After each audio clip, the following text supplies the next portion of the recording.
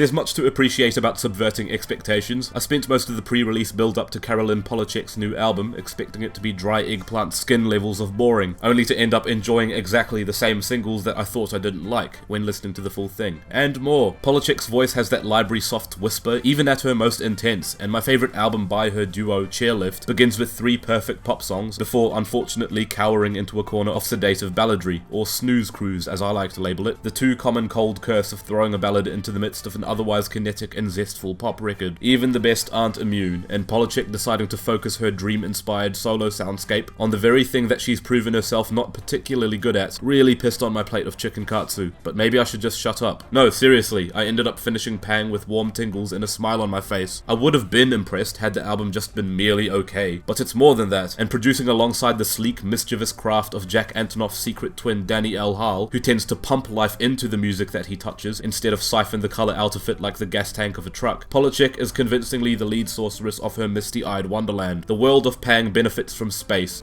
which Polachek needs to maneuver herself through every agile melody in her higher register like the otherwise unsingable ocean of tears, or to scope out the right moments on the instrumental to flail and flip around on like a caffeinated gymnast. Door is a prize example of this. There's a piercing sadness to how nonchalantly her voice leaps on the opening verse. Who is that you?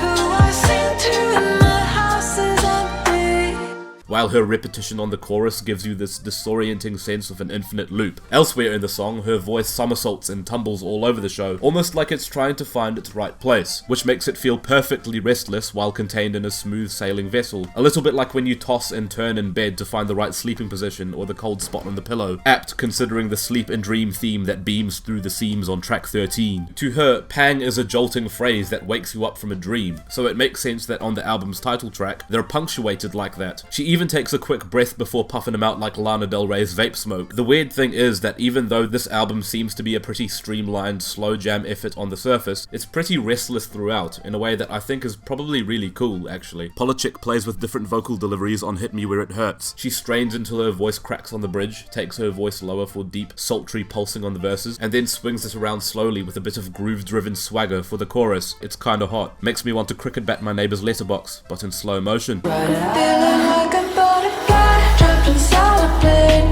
Maybe there's something going on. I'm not insane if I'm already out. It almost doesn't matter that brief moments on the album kind of duck into that lethargy again, the kind that always comes with slow ballads, but the great thing is most of the rest of the album is playful. Above all, Pang is the audio equivalent of a very nice tasting plate of mashed potatoes, pillowy and ideally quite smooth, or so I should hope. It's hosted in a dream world, and maybe because of that, it sounds a little bit airheaded, but airheaded can work with the right fingers crossed, and the kidneys of a leopard for good measure.